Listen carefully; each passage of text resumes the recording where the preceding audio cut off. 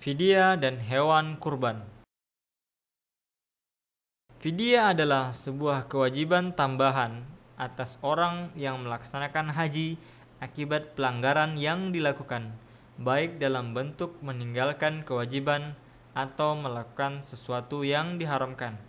Barang siapa meninggalkan salah satu kewajiban haji atau umroh,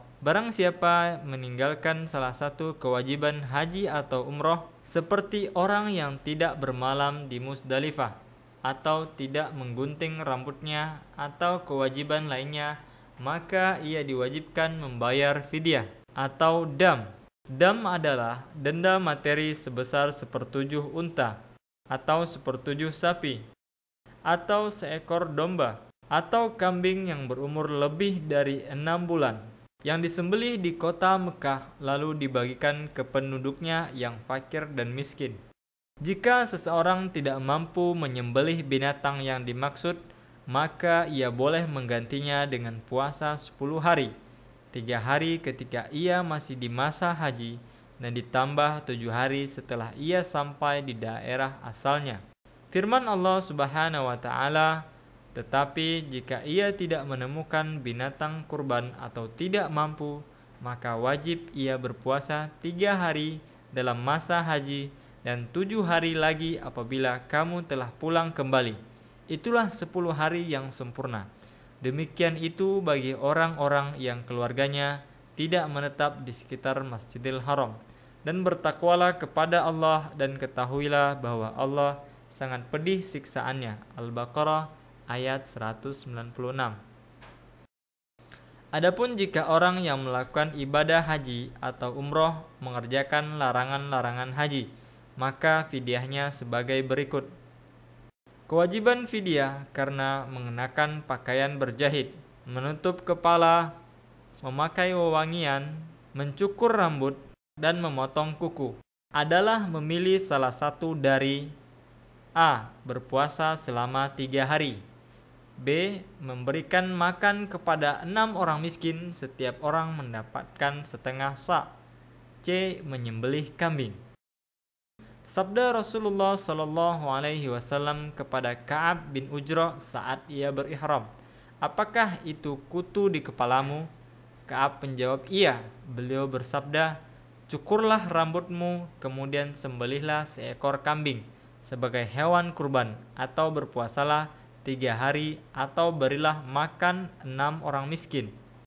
Namun bagi mereka yang melakukannya karena lupa, maka ia tidak dibebankan denda apapun. Fidyah yang disebabkan karena bercumbu dengan istri walaupun tidak sampai melakukan senggama, atau bersenggama setelah tahallul awal, fidyahnya sama dengan fidyah adha yang disebutkan dalam hadis Ka'ab.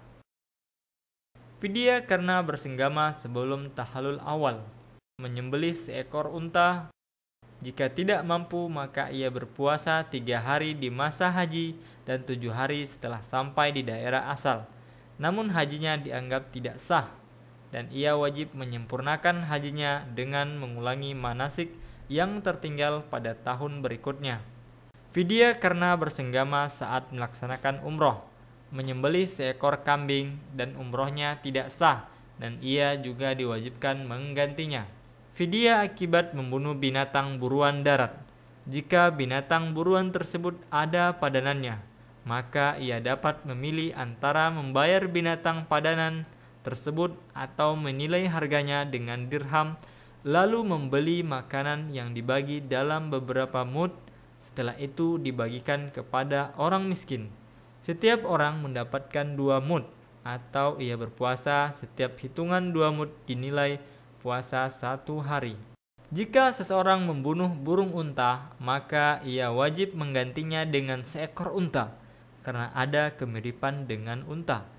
Atau ia menghitung harganya lalu membeli makanan seperti beras atau gandum, kemudian ia bagikan ke orang miskin, di mana setiap orang diberikan 2 mud, atau ia berpuasa setiap hitungan 2 mud diganti dengan puasa 1 hari. Demikian pula jika ia membunuh keledai, maka ia wajib menggantinya dengan sapi. Dan jika binatang yang terbunuh tidak memiliki hewan padanan seperti belalang atau burung, maka ia dapat memilih antara membeli makanan seharga hewan yang terbunuh atau berpuasa sehari setiap hitungan 2 mud, dan disyaratkan orang yang melakukan penilaian harga adalah 2 orang yang ahli dan terpercaya.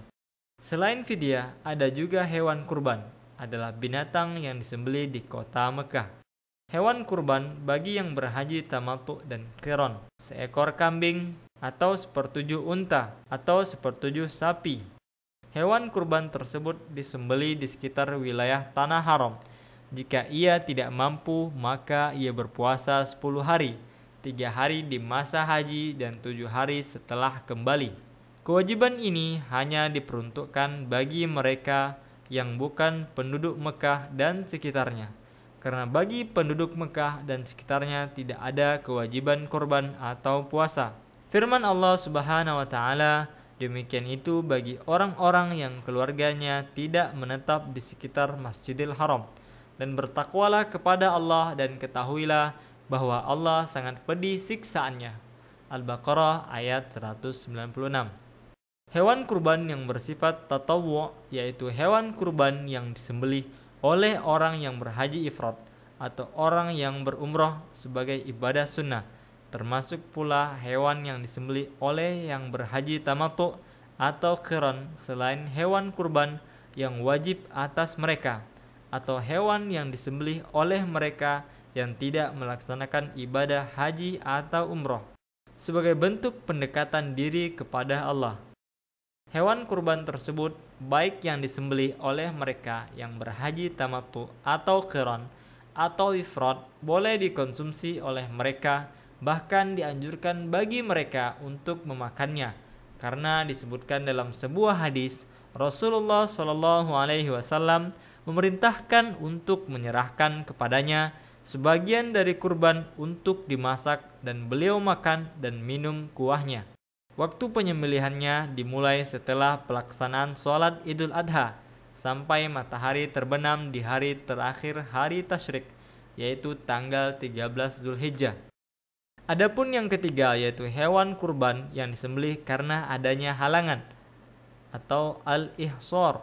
Al-ihsor adalah terhalangnya seseorang menyempurnakan ibadah haji atau umroh karena dikepung oleh musuh.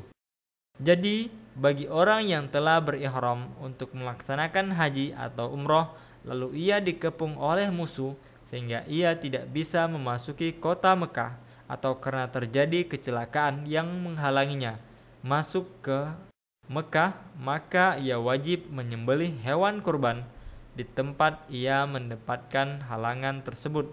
Lalu ia bertahalul 1 ekor kambing atau 1/7 unta atau 1/7 sapi. Dibolehkan bagi orang yang berhaji tamattu atau qiran untuk mewakilkan kepada orang lain penyembelihan kurbannya, selama orang tersebut dapat dipercaya, walaupun yang lebih baik ketika orang yang berhaji tersebut menyembelih binatang kurbannya secara langsung, sebagaimana dilakukan oleh Rasulullah Sallallahu Alaihi Wasallam.